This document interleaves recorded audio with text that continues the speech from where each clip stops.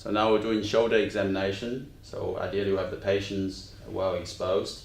So we can see both shoulders comparison, and we can see the pec. And if you can turn around for us please, facing the wall. Turn around once more, and ideally see the whole scapula. Okay, just turn around to the camera again please. So to identify certain bony landmarks, we start viewing from the sternoclavicle joint, following the clavicle to the AC joint. There's usually a small step off at the AC joint. Follow to the front, lateral contour, just relax your arm down by the side for me. Lateral contour of the acromion, and turn around facing to that. And we'll follow across posterior lateral corner of acromion and goes down the spine of the scapula and the medial border. Spine of the scapula and the medial border of the scapula. In this particular incidence, particularly with shoulder pathology, we look for any signs of muscle wasting. Supraspinalis fossa, infraspinalis fossa, just below the spinal scapula. Compare that to the different side for difference in the muscle bulk. Turn around towards the camera again. From the side and front, we look for any surgical scars or traumatic scars. And we'll also make a comment on the contour or the muscular mass of the deltoid, which overlies the top of upper portion of the upper limb. I would then start with my palpation. So again, following the same sequence, starting from the SC joint, and look for any signs of tenderness on Blake's face. Along the clavicle, feel for any steps. AC joint, commonly people may have arthritis of the AC joint, which will be extremely tender over this point. And I follow that around to the lateral border of the acromion. All the time maintaining eye contact with the patient to ensure there's no significant tenderness. Just turn around again. And then I palpate around the back of the spine into the medial border of the scapula. Turn around once again. You know, in a thinner individual, you might be able to palpate for the biceps. I have the arm slightly external rotation, and I run my finger down the anterolateral corner of the acromion. At this point, I have the patient to bend both elbows up, looking for the level of the bicep muscular bulk. If the long head of biceps rupture from the top, Blake will demonstrate a pop-out sign where the muscular bulk of the bicep has dropped down compared to the contralateral limb in an asymmetrical position. Thank you, Blake. If you can turn around facing the wall for me, please. Then I will start to look for active range of motion. I always start with flexion, active flexion, and I examine the scapular movement from the back. Now Blake, if you can bring your arm all the way out as far as it goes. So both scapula, particularly the scapular spine, should move in a symmetrical rhythm. Shall there be any signs of painful arc or asymmetry or limited active range of motion, the patient will present with a symmetrical movement of their scapula. The normal scapular thoracic movement during the arc range of motion is 60 degrees. The remaining 120 degrees is carried out by the glenohumeral joint. If the glenohumeral joint is affected, they will recruit their scapular thoracic motion for most of the shoulder movement, and you will see a symmetrical movement, particularly along the spine, also the medial border of the scapula. Drop your hand down for me, please. Right. Don't have your arm forward here for me. Shall there be any difference in the scapular movement, I will further examine that for any signs of scapular winging, looking for the medial border of the scapula, and it should be symmetrical. If there's any asymmetry, I'll comment on whether the medial border is lateralized, there will be a lateral scapular wing, or medialized, a medial scapular winging. To further exaggerate response, I'll have Blake to push along the wall to further demonstrate the asymmetry. Bring your arm down now. Now Blake, I'll ask you to bring the arm from the side all the way to the top. So this is shoulder active abduction, looking for any signs of painful arc, or again, any loss of the normal rhythm of the scapular humeral movement. That's fine, thank you. Good. If you can turn around towards us, please. The next movement I'll check for is external rotation. So Blake, if you have your arm by the side, keep your elbows tucked by the side of your body. I would like you to turn up both shoulders. So this is active external rotation. Blake here demonstrate symmetrical active external rotation of 40 degrees, and this is formed by the axis of the body and the forearm. Can relax now. If there's any limitation, I will further check for passive external rotation, and likewise for the flexion and abduction movement. Just turn around facing the wall. Next, I'll demonstrate active internal rotation. So using this arm, can you reach as far as you can along your back? So this is active internal rotation. I will quantify the degree of internal rotation by the highest level of the spine that Blake is able to reach. Again, the tip of the scapula is T7, top is T1, and Blake reaches around T4. So the active internal rotation, in this case, on the right arm is to T4. Try it again on the other arm for me, please. And then I examine for the other arm for any signs of asymmetry. Thank you, Blake. Turn around for me, please. If the patient has any loss of active movement, I will help them by doing a passive movement. The key is to stabilize their scapula, forward elevation, looking for any signs of painful arc again. Stabilize the scapula by pushing down, passive abduction. Keep your arm by the side, passive external rotation. This to me is a very important movement, the passive external rotation. People with glenohumeral arthritis or frozen shoulder will typically have significant limitation in passive external rotation of the affected shoulder. As part of the passive shoulder movement, I will have my hand over the glenohumeral joint to palpate for any crepitus during certain movement, particularly with abduction and external rotation. I like to perform a shoulder impingement test. There are two ways of doing the impingement test. One is the Hawkins test, which I use in the clinic.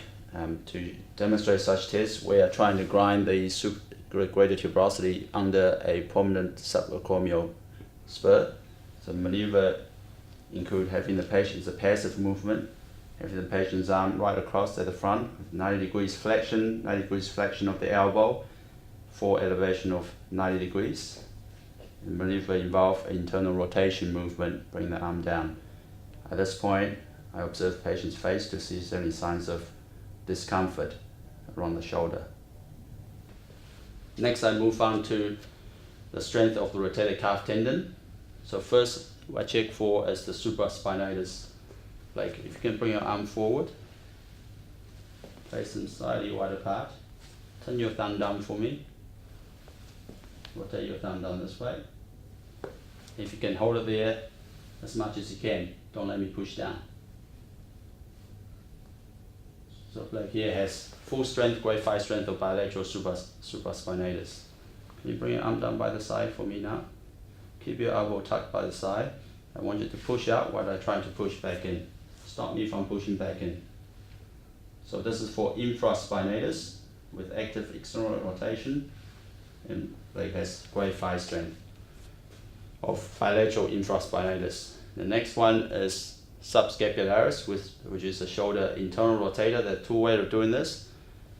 Like, if you can have both your hands on your belly and bring your elbows forward as much as you can. I would like you to keep your elbow nice and straight.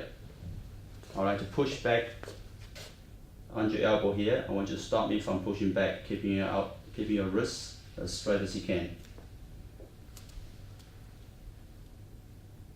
So in this particular test, I look for any give of it, like your elbow, or any weakness by flexion of the wrist joint.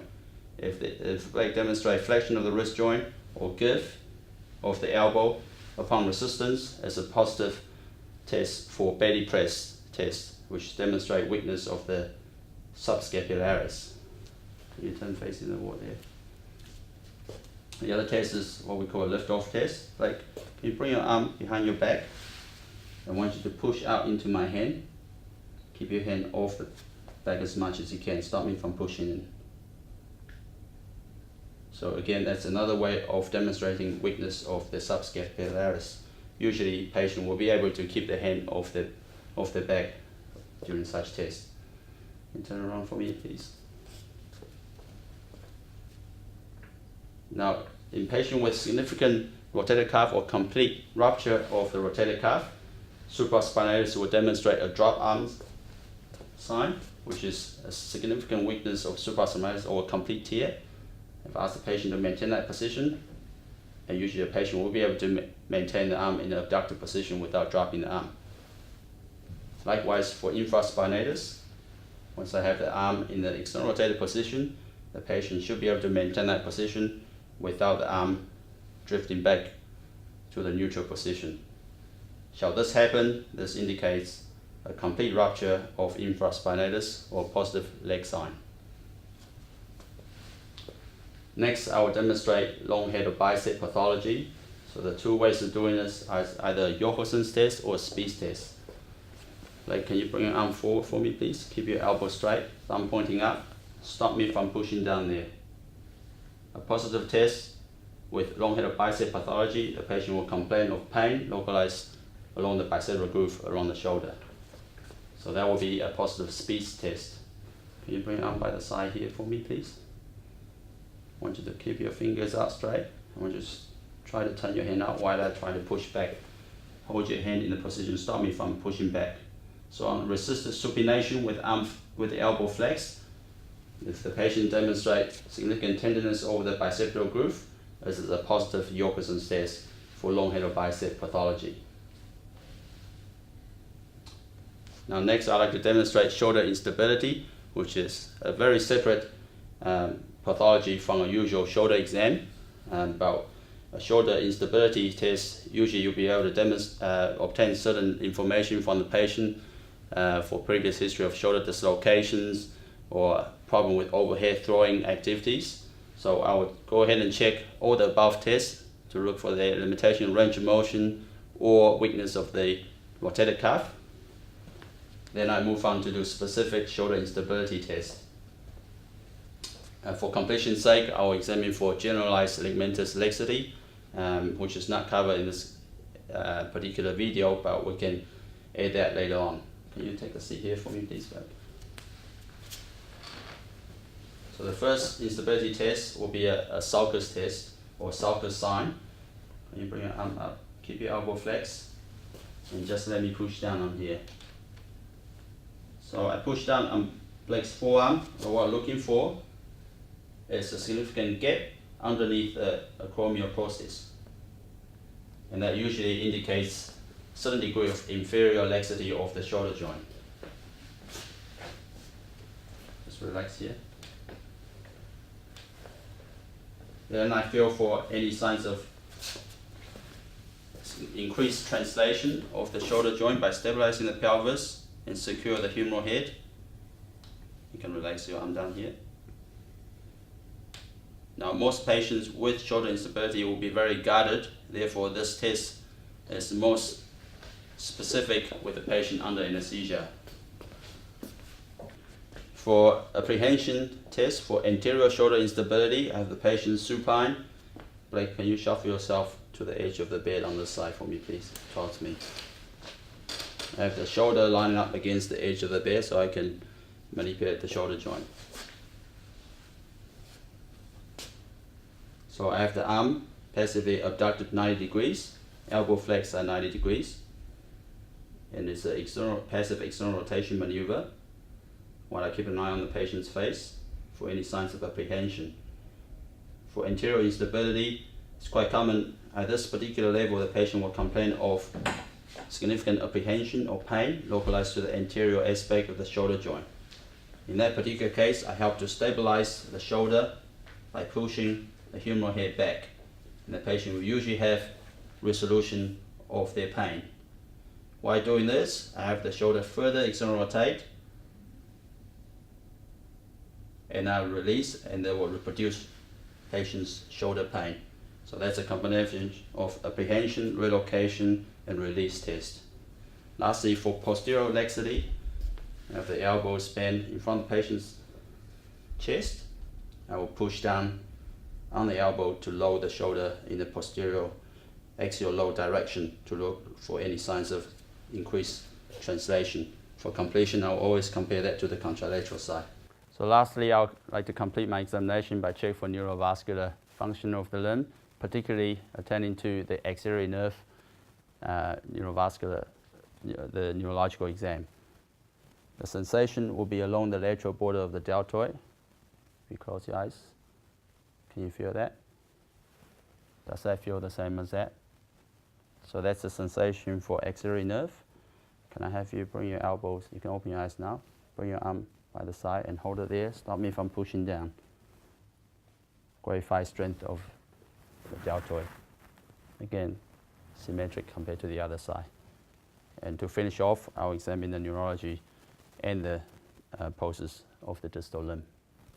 Lastly, to finish off, I would complete my examination for the cervical spine or the thoracic spine, as sometimes there will be referring pain coming from the cervical spine that's being experienced around the shoulder girdle.